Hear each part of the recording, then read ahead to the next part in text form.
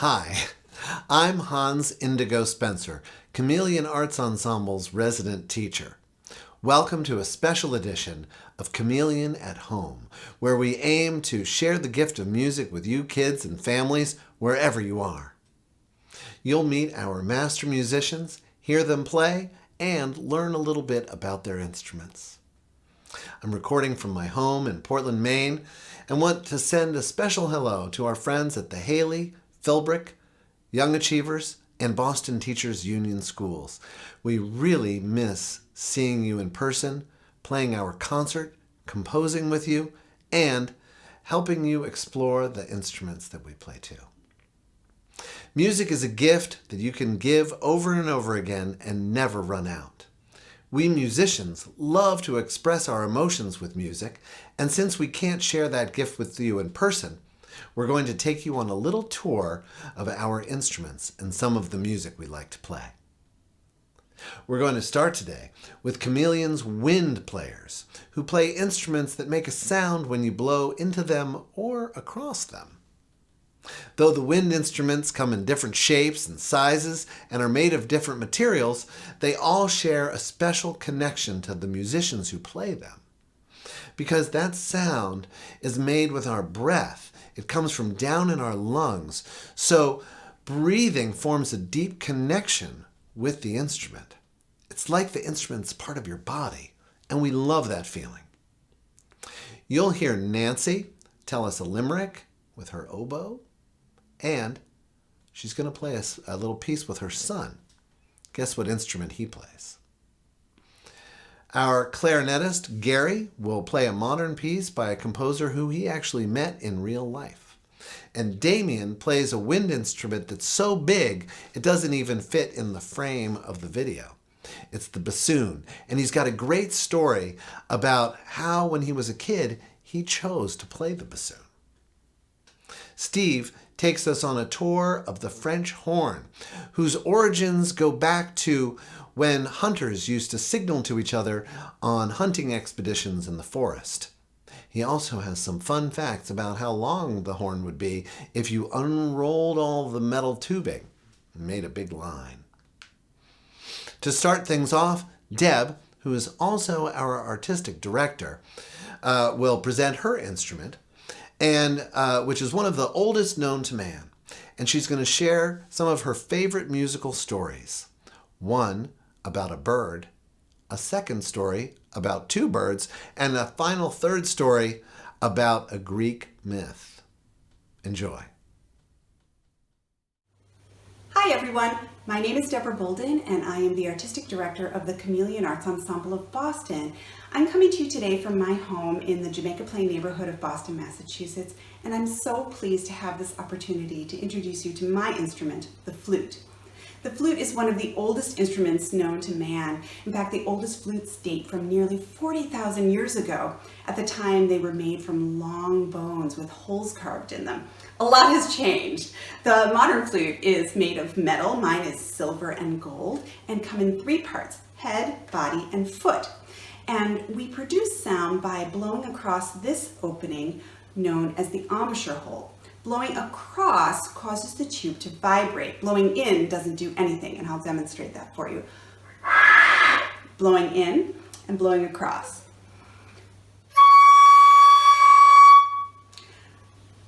We change notes by depressing the keys, and generally speaking, the more keys that I close, the lower the notes. So the full length of the tube vibrates. The fewer the keys, the higher the notes.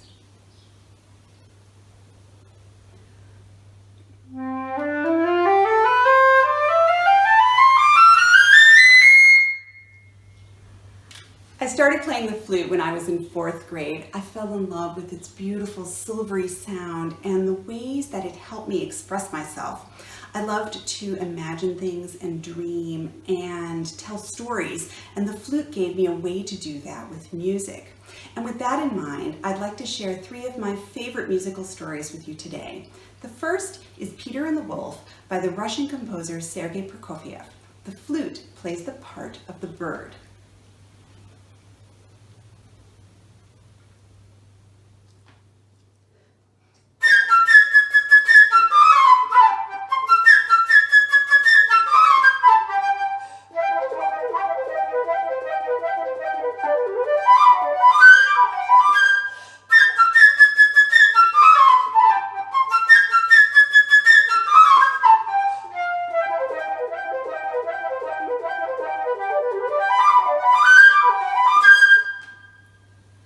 I just love how you can hear the music captures the birds' fluttering wings and flying about.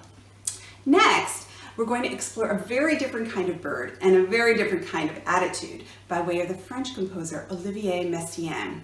Messiaen loved nature, and he spent a lot of time outdoors studying bird songs and trying to write down what he heard. With his flute and piano piece called The Blackbird, I imagine a slightly tense conversation, maybe even an argument between a pair of blackbirds. Now, I'm going to need some help in order to set the mood, and my husband Gabe has kindly offered to do so on the piano. Thanks, Gabe.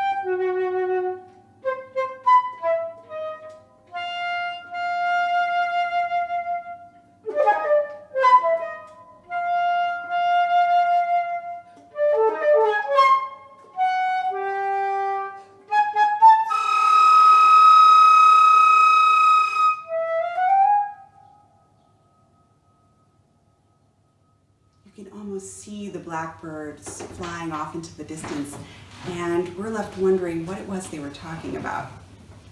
Now, my last piece is one of my all-time favorites by another French composer, Claude Debussy. It's called Syrinx, and it's based on a story from Greek mythology about the nymph Syrinx, who was turned into a reed while trying to escape the god Pan. Of course, you can make up your own story to go with this music, because one of music's great gifts is that there is no end to the imagination that we can bring to it as players and as listeners.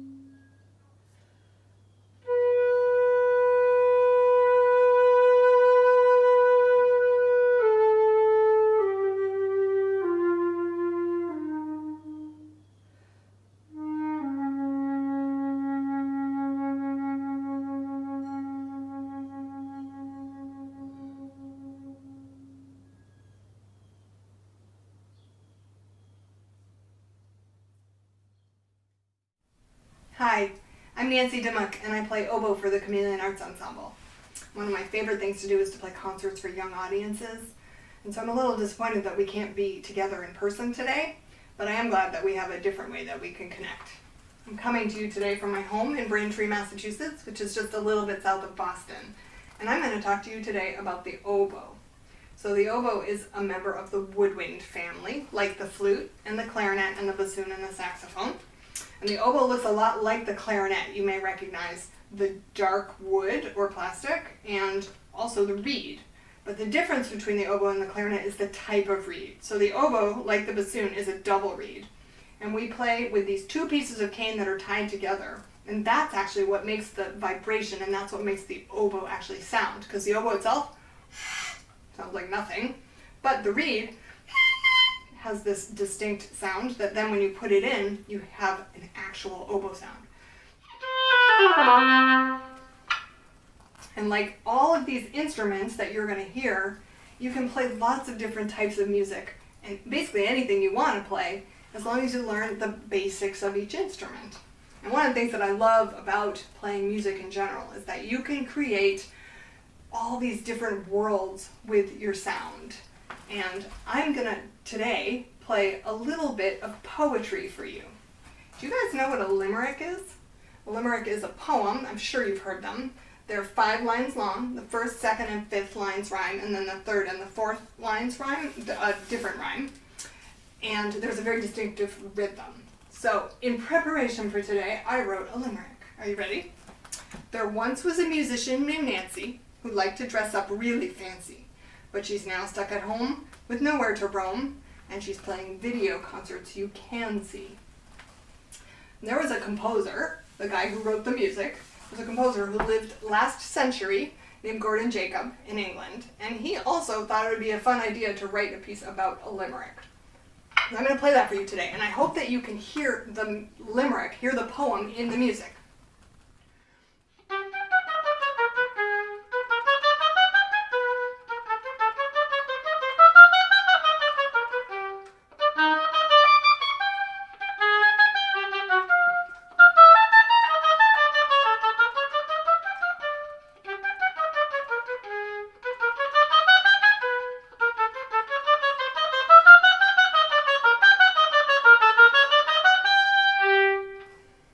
Did you hear the limerick? I hope so.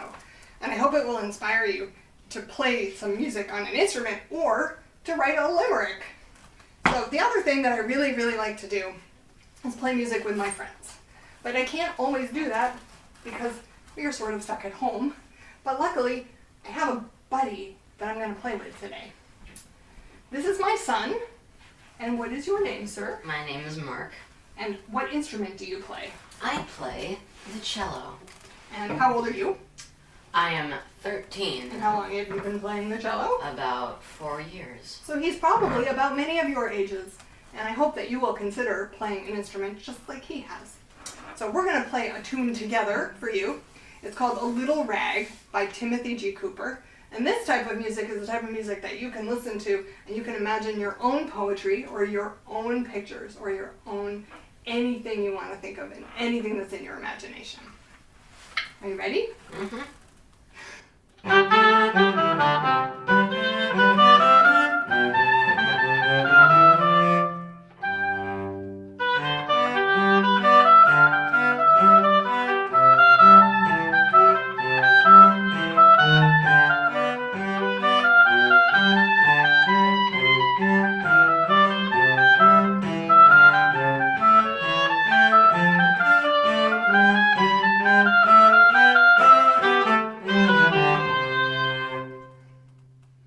Thank you. We hope you enjoyed it. Hello everyone, my name is Gary Gorsica, recording from my home studio here in Hingham, Massachusetts. The instrument I will be playing today is the clarinet. I began playing the clarinet in 7th grade after 2 years on the saxophone. I enjoyed it so much that I've been playing ever since. To play the clarinet, you put it together. It's in 5 pieces: the mouthpiece, the barrel, top joint, bottom joint, and bell. The mouthpiece is the sound maker, which has a reed that vibrates when you blow air past it. Without this reed, you have no sound. After the mouthpiece makes this sound, it continues through the clarinet, where the notes are changed by pressing these different buttons in different ways. These different buttons are called keys. Music and the clarinet have been important parts of my life because I'm able to make connections with people through sound. An example of this is by learning music that is written by a person called a composer and sharing it with others called an audience. Donald Martino is the composer of this next piece called A Set for Clarinet. When I first learned this piece in the 1990s, I called Mr. Martino on the phone asking if he would give me a lesson on how to play it. He agreed, and it began a friendship of which I'm grateful. And now I am able to share with you, the audience, this great work.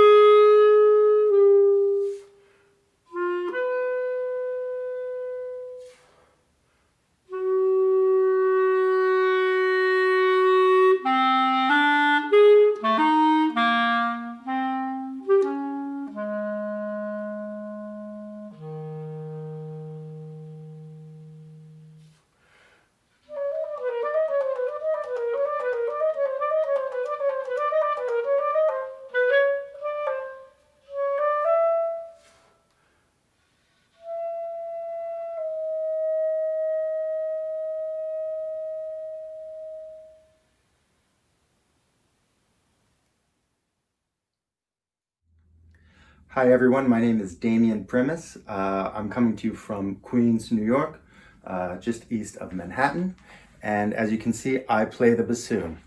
It's the largest of the woodwind instruments and it's hard to fit into the frame, but you can see it's very large. It is a double reed instrument like the oboe, where there are two pieces of cane that are folded together, wrapped and bound with thread and wire, and that is the bassoon reed. And without the bassoon, it makes this noise. With the bassoon, it makes this noise.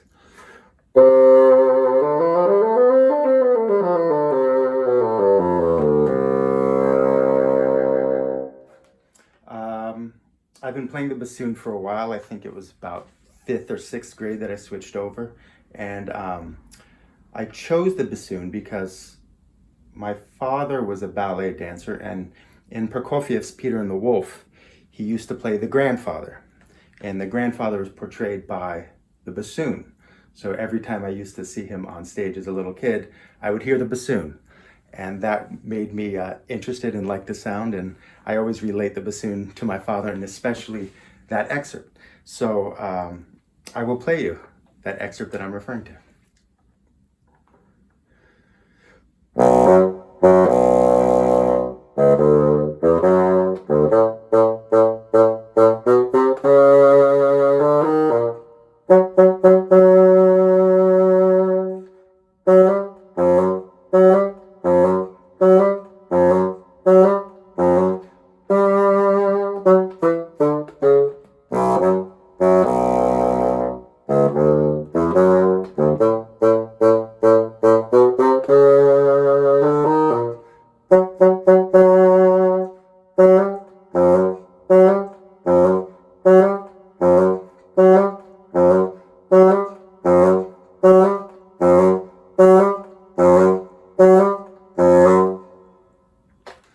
Kind of sounds like a grumpy old grandfather, doesn't it? As you might imagine, the bassoon being the largest of the woodwind instruments, it also plays the lowest of all the woodwind instruments.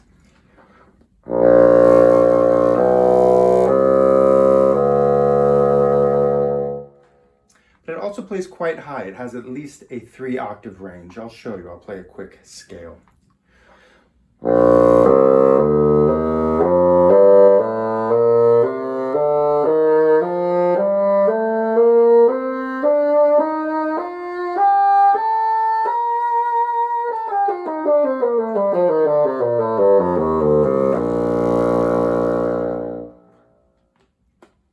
Now the bassoon plays these beautiful melodic lines, but it can also play short, pecky lines, as you will hear here in this excerpt from Walt Disney's Fantasia. I'm not sure if any of you have seen it, but this portion is called The Sorcerer's Apprentice, and it's written by Paul Dukas.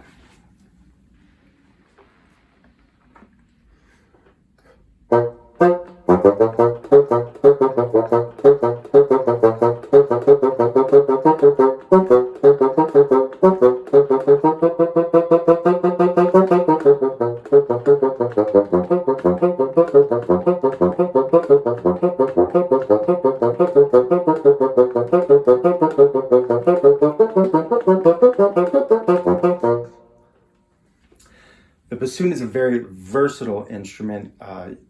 It fits well with string instruments, it fits well with brass instruments, and it fits well with other woodwind instruments. And because of that, you can play music that is written for other instruments, such as the Bach cello suites. So to close out, I will play you the Bourrée 1 and 2 from Bach's cello suite number 3.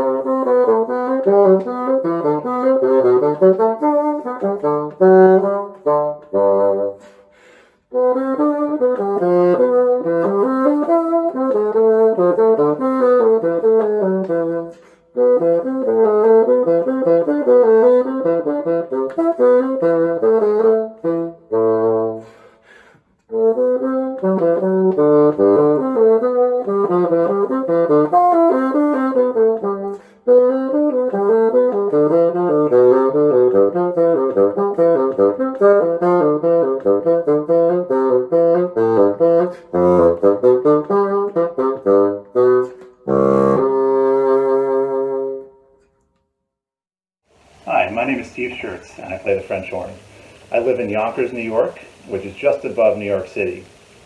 And here in New York, I do a variety of things. I play with ballet and opera companies, symphony orchestras, and I've played for a number of Broadway shows, and as well as chamber music ensembles. Today I'm going to teach you a brief history of the French horn and how it has evolved over time, and I'm going to play examples along the way so you can hear what it sounds like. Early on, the primary purpose of the horn was for hunters to communicate on hunting trips. Calls and signals were developed so that they could communicate miles away through the forest. Things sound like this.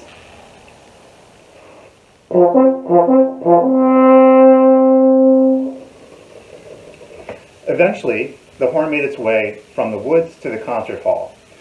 At this point, though, the horn did not have valves. So at the time, the players had to change pitch using the embouchure and a technique called hand stopping. The embouchure is a formation of the lips that, when pursed together in a certain way, creates a buzz against the mouthpiece.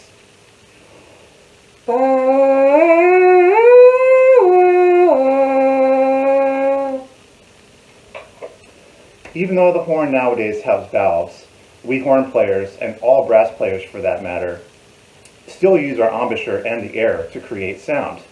It's not just pushing down the keys to get certain pitches. So I'll demonstrate something to you that's called the harmonic series to show you how I can attain a certain amount of pitches without pressing any valves down.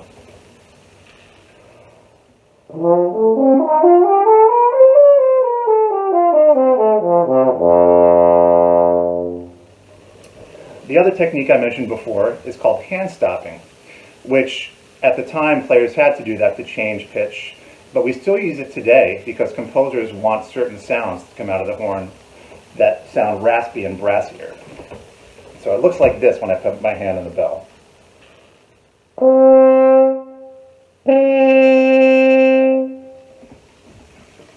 Thankfully, in the 19th century, valves were invented, and this made it possible to play more pitches without having to use the hands.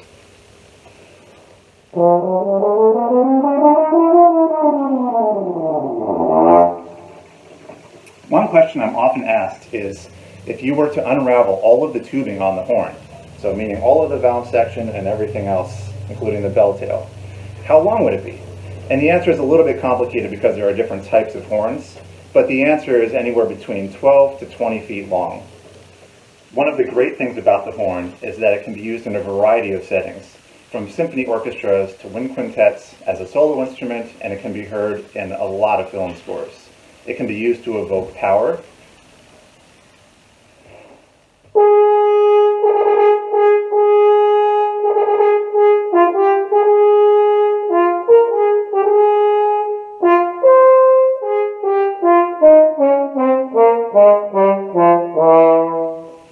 As we heard in the opening of Tchaikovsky's Fourth Symphony. The horn can also be used during soft and melancholy moments as well.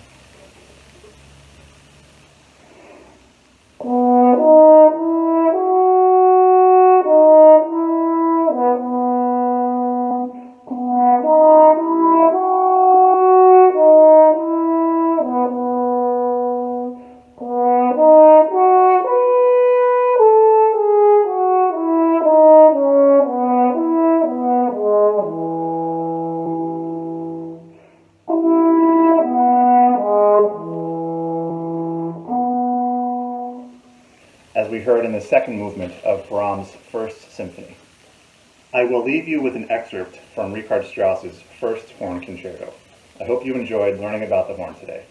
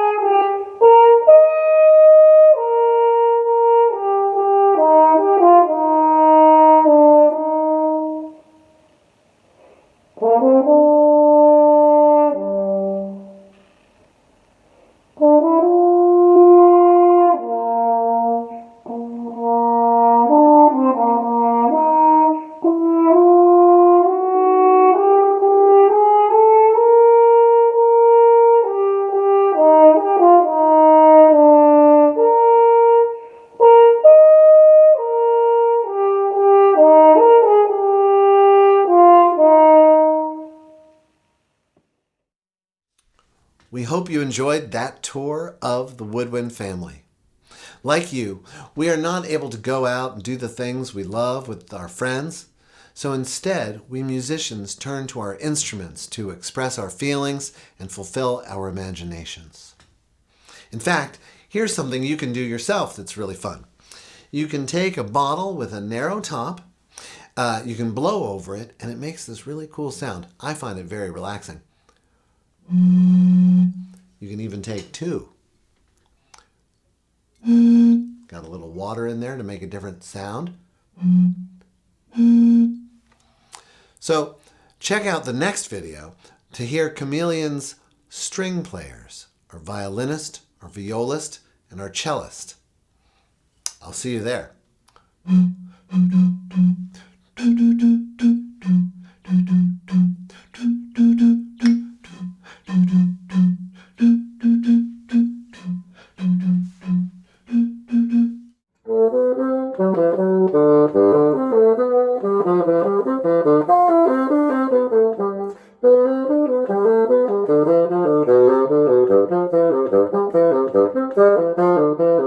Thank you.